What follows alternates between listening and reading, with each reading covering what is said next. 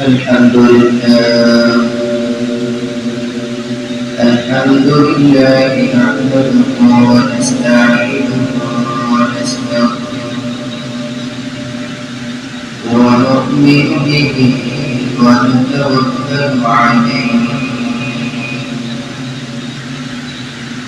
ونعوذ بالله من شرور أنفسنا ومن سيئات أعمالنا من يهده الله فلا مضل له ومن يضلل فلا هادي له ونشهد أن لا إله إلا الله وحده لا شريك له ونشهد أن سيدنا وسندنا وحبيبنا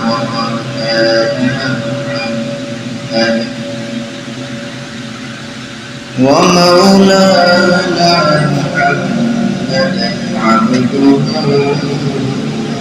ورسوله صلى الله تعالى عليه وعلى آله وسلم أرسله الله تعالى بالحق بشيرا ونذيرا وداعيا إلى الله بإذنه وسراجا منيرا أما بعد فأعوذ بالله من الشيطان الرجيم بسم الله الرحمن الرحيم ومن يطع الله ورسوله ويخشى الله ويتقه فأولئك هم الفائزون وقال تعالى إن الله وملائكته يصلون على النبي يا أيها الذين آمنوا صلوا عليه وسلموا تسليما اللهم صل على سيدنا مولانا محمد وعلى آل سيدنا مولانا محمد لا إله إلا الله لا إله إلا الله لا إله إلا الله لا إله إلا الله لا إله إلا الله لا إله إلا الله محمد رسول الله صلى الله عليه وسلم الله الله يا مباركنا الله الله يا مباركنا الله الله بما كان الله الله ميكون الشمس قمر الله الله ميكون الشمس قمر الله الله ميكون النجار حجر الله الله ميكون النجار حجر আলহামদুলিল্লাহ আল্লাহ রাব্বুল আলামিনের দরবারে শুকরিয়া আদায় করি যে মহান রব্বুল আলামিন আমাদেরকে সুন্দর জীবন দান করেছেন, যে মহান রব্বুল আলামিন দুনিয়ার সমস্ত কাজ থেকে ফারিগ করে আজকে জুমার দিন প্রথম দিকে আল্লাহ আসার মতো সুযোগ করে দিয়েছেন। এই জন্য অন্তরের গভীর থেকে সেই মহান রবের শুকরিয়া আদায় করি। আলহামদুলিল্লাহ। আল্লাহ পাক রব্বুল আলামিন আয়াতুল কুরআন মাজিদের ভিতরে বলেন, লাইন শাকারতুম লাযীদান্নাকুম ওয়া লাইন কাফারতুম ইন্না আযাবী লাশাদীদ। বান্দা আমার নিয়ামত ব্যবহার করে নিয়ামতের শুকরিয়া আদায় করলে আমি আল্লাহ ওই বান্দার নিয়ামতকে আর বাড়াই দেব। সুবহানাল্লাহ। আর যদি বান্দায় নিয়ামত ব্যবহার করে শুকরিয়া আদায় না করে আমি আল্লাহ নিয়ামতকে ছিনিয়ে নেই এবং কঠিন শাস্তির ভিতরে তাকে লিপ্ত করে দেই। আল্লাহ আমাদেরকে সর্বক্ষণ সর্ব অবস্থায় তোমার নিয়ামতের শুকরিয়া আদায়ের সুযোগ করে দেওয়া, বলেন আমিন। যাই হোক, আমি আলোচনা শুরুতে ছোট্ট একটা আয়াতের কিছু অংশ তেলাওয়াত করেছি। বিসমিল্লাহির রহমানির রহিম। ومن يطع الله ورسوله ويخشى ويتقه فأولئك هم الفائزون। আল্লাহ তাআলা নিজে বলে, ومن يطع الله ورسوله, যে ব্যক্তি আল্লাহ এবং তার রাসূলের অনুগত করে, ويخشى এবং আল্লাহ তাআলাকে ভয় করে, ওয়ায়াত্তাকিহি এবং তাকওয়া অবলম্বন করে, আল্লাহ তাআলা বলেন ফাউলাইকা হুমুল ফাইজুন, তারাই সফলকাম। আয়াতটা খেয়াল করে আবার শুনবেন, আমি তো অর্থটা সুন্দর করে বললাম। আল্লাহ কি বলে, ওয়ামাইয়াতিল্লাহ ওয়া রাসূলাহু, যে ব্যক্তি আল্লাহ এবং তার রাসূলের অনুগত করে, অনুগত স্বীকার করে আল্লাহ এবং তার রাসূলের, শুধু আল্লাহর কোরআন দ্বারা আমি সব বুঝতে পারবো এটা না, হাদিসের দরকার আছে না? কথা বলে, হাদিসের দরকার আছে না? কোরআন দিয়ে সব বোঝা সম্ভব না, হাদিসের অংশ দরকার হয়, এটা সাপোর্ট। আবার কোরআন এবং হাদিসে যখন কোনো বিষয় পাই না তখন প্রথম দরকার হয় তাদের ইজমা কেসের দরকার হয়। এই জন্য সব কিছু সমান। আয়াত দুই রকমের, স্পষ্ট অস্পষ্ট। কিছু আয়াত তেলাওয়াত করলে স্পষ্ট বোঝা যায় যে আল্লাহ এই আমাদের বিনিময়ে জান্নাত তৈরি করেছে, আল্লাহ এই গুনার কারণে জাহান্নাম তৈরি করেছে।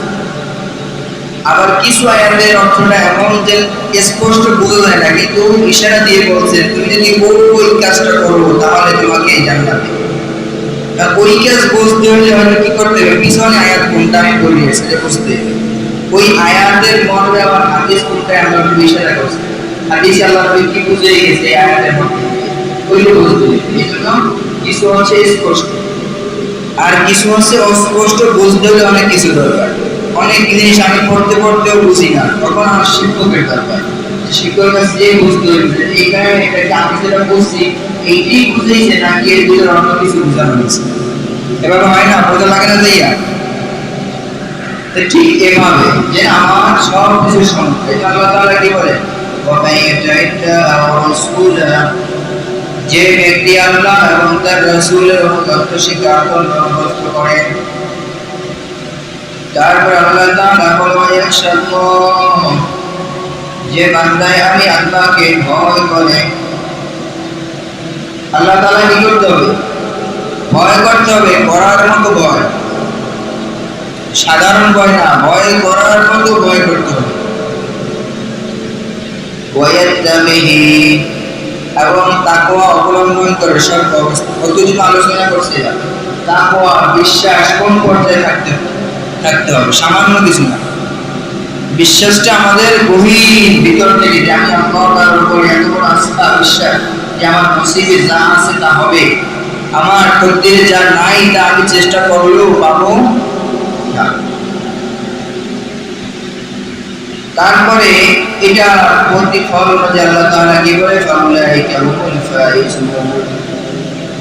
বান্দা যদি আল্লাহ এবং তার রাসূলের অনুগত করে, আমি আল্লাহকে ভয় করে, তাকওয়া অবলম্বন করে, এর বিনিময়ে যারা এই জিনিসগুলো করবে তারাই হচ্ছে পৃথিবীর ভিতরে সফলতা। সুবহানাল্লাহ, এরাই হচ্ছে সফলতা।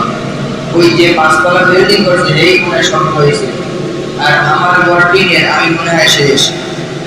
এটাকে সফলতা বলে, এটাকে সফলতা অর্জন বলে না।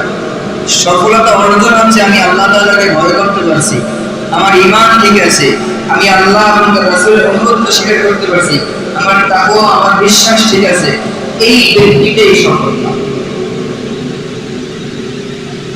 এই ঘোষণাটা যেহেতু আল্লাহ তাআলা ঘোষণা দিয়েছে, তাহলে এইটাই সাকসেস, এইটাই যে করতে পারবে সেই সাকসেস।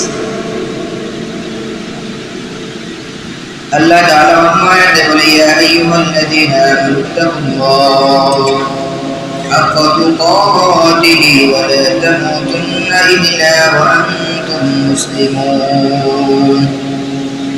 ইয়া আইয়ুহাল্লাযীনা আমানু তাকুল্লাহ, প্রথম যে বলছিলাম আল্লাহ তাআলাকে ভয় করার মতো করতে হবে, এটা আল্লাহ তাআলা আয়াতে বলে, ইয়া আইয়ুহাল্লাযীনা আমানু তাকুল্লাহ, হে ঈমানদাররা তোমরা আমি আল্লাহকে ভয় করো, করার মতো ভয় করো, সাধারণ ভয় না, ভয় করার মতো তুমি আমি আল্লাহকে ভয় করো। বিপদে পড়ছি তখন আল্লাহকে ভয়, আল্লাহকে বারবার ডাকে, যখন বিপদ থেকে এসে পরিত্রাণ পায় তখন আল্লাহকে সে ভুলে যায়, হয় না এভাবে? বিপদে পড়লে আল্লাহকে এমন ভয় করে, আল্লাহ সারাদিন নামাজেই থাকে, দোয়ার ভিতরেই থাকে, আটে তখনও আল্লাহর কাছে করে, মনে উঠলেই ওই চিন্তাটা, তখনই আল্লাহর কাছে বলে, আল্লাহ কোন বিপদে পড়লাম। আবার যখন ওই বিপদ থেকে 1 মাস পর সে রেহাই পেয়ে যায়, তখন আল্লাহর আর ওই 1 মাসে ডাক দেয়।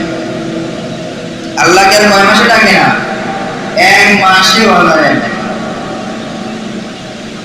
আল্লাহ, এই জন্য আল্লাহ তাআলা বলে, ইয়া আইয়ুহাল্লাযীনা আমানু তাকুল্লাহ, হে বান্দা তোমরা যথাযথভাবে ভয় করার মতো আমি আল্লাহকে ভয় করো। হাক্কা তুকাতিহি ওয়া লা তামুতুন্না ইল্লা ওয়া আনতুম মুসলিমুন। হাক্কা তুকাতিহি মানে ভয় যেভাবে সত্যভাবে করতে হয় সেভাবেই করো, ওয়া লা তামুতুন্না ইল্লা ওয়া আনতুম মুসলিমুন। কবরে আইসো না, ওয়া লা তামুতুন্না মৃত্যুবরণ করিও না, কিভাবে? ইল্লা ওয়া আনতুম মুসলিমুন, একেবারে খাঁটি মুসলমান না হইয়া মৃত্যুবরণ করিও না। আমাদের মারা যদি যাইতেই হয় খাঁটি মুসলমান হইয়া মারা যাইতে হবে, আল্লাহ তাআলা বলে দিয়েছে যে খাঁটি মুসলমান না হইয়া কবরে আইসো না। আল্লাহ তাআলা অন্য আয়াতে বলে, ওয়াসবির মা সাবরুকা ইল্লা বিল্লাহ ওয়া লা তাহজান আলাইহিম ওয়া লা তাকু ফি দাইকিন মিম্মা ইয়ামকুরুন ইন্নাল্লাহা মা'আল্লাযীনা ইত্তাকাউ ওয়াল্লাযীনা হুম মুহসিনুন। আল্লাহ তাআলা বলে, ওয়াসবির মা সাবরু, ওয়াসবির বান্দা তুমি সবর করো। তুমি কি করো? কথা বলে কি করো? আল্লাহ বলে ওয়াসবির মা সাবরু, বান্দা তুমি সবর করো। এই সবরের প্রতিদান দেওয়ার শুধুমাত্র কেবলমাত্র মালিক কে? আল্লাহ। আল্লাহ সেটাই বলে, ওয়া মা সাবরুকা ইল্লাল্লাহ, হে বান্দা তুমি সবর করো, এই সবরের প্রতিদান দেওয়ার মালিক একমাত্র আল্লাহ। মালিক কে? সবর করার কাম কাদের? সবরের কাজ আমাদের। ওয়াসবির তুমি সবর করো, বান্দা তুমি কি করো? সবর করো, এই সবরের প্রতিদান দেওয়ার মালিক আল্লাহ। ওয়া মা সাবরুকা ইল্লাল্লাহ, এই সবরের প্রতিদান দেওয়ার মালিক একমাত্র আমার আল্লাহ। এই জন্য আমাদের কাজ কি করতে হবে? সবর করতে হবে। তারপরে আল্লাহ বলে, ওয়া লা তাহজান আলাইহিম, যেসব ষড়যন্ত্র আমাদের উপর হচ্ছে বা হবে, আল্লাহ তাআলা বলে, ওয়া লা তাহজান আলাইহিম ওয়া লা তাকু ফি দাইকিন মিম্মা ইয়ামকুরুন, তোমাদের উপরে যারা ষড়যন্ত্র করতেছে, ষড়যন্ত্র করে তুমি সে বিষয়ে সতর্কনীয় হয়ে, যতটা সতর্কনীয় হওয়া দরকার হও, কিন্তু তুমি এটার প্রত্যুত্তর করার চেষ্টা করলে তোমার দ্বারা সম্ভব হবে না ততক্ষণ পর্যন্ত, যতক্ষণ না আল্লাহ তোমার এই সফরের প্রতিদান দেওয়ার চেষ্টা না করে।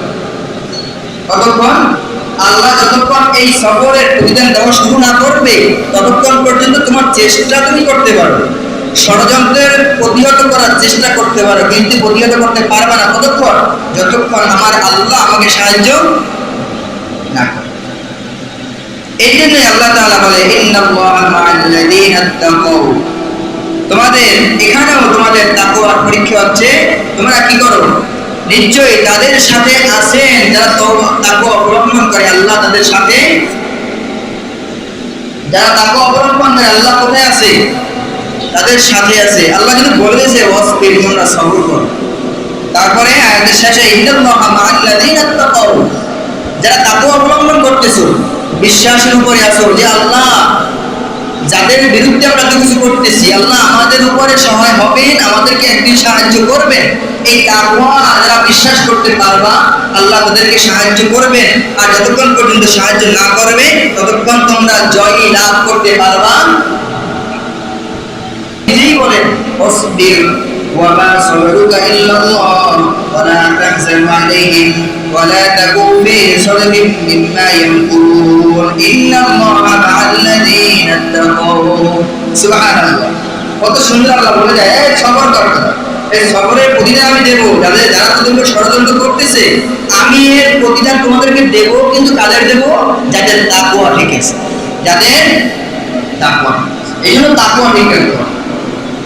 বিশ্বাস হারানো যাবে সবরের সাথে বিশ্বাস। তারপরে আল্লাহ তাআলা বলে ওয়াল্লাযীনা হুম মুহসিনুন, আর যারা সৎ পথশীল, যারা সর্ব অবস্থায় সৎ কর্মশীল ব্যক্তিদের সাথে, সত্যবাদীদের সাথে থাকে, ওই ব্যক্তিদেরকেও আমি ওই ষড়যন্ত্রের হাত থেকে হেফাজত করবো। সুবহানাল্লাহ। তাকে অবলম্বন করতে হবে, সবর করতে হবে, সৎ কর্মশীলদের সঙ্গ হতে হবে, তাহলে আল্লাহ আমাদেরকে সমস্ত ষড়যন্ত্র থেকে হেফাজত করবেই করবে ইনশাআল্লাহ। আমাদের কাজ করতে হবে সর্বপ্রথম সবর, সর্বপ্রথম কি সবর, তারপরে তাকওয়া ঠিক বিশ্বাস, কঠিনভাবে আল্লাহ আমাদেরকে সাহায্য করবে, তারপরে সৎ কর্মশীলদের সাথে হবে, তাদের সঙ্গে থাকবো, তাহলে আল্লাহ আমাদেরকে এই ষড়যন্ত্রকারীদের হাত থেকে আমাদেরকে আল্লাহ হেফাজত করবে। এতটুকু বিশ্বাস আমাদের আছে কিনা? অবশ্যই আছে। আল্লাহ আমাদের সকলকে তোমার সত্যবাদীদের সঙ্গ হওয়ার তৌফিক দান করেন, আমিন। তোমার কামেল মুমিন যে মানুষগুলো আছে, ব্যক্তিগুলো আছে সত্য, তাদের সঙ্গ হওয়ার তৌফিক দান করেন।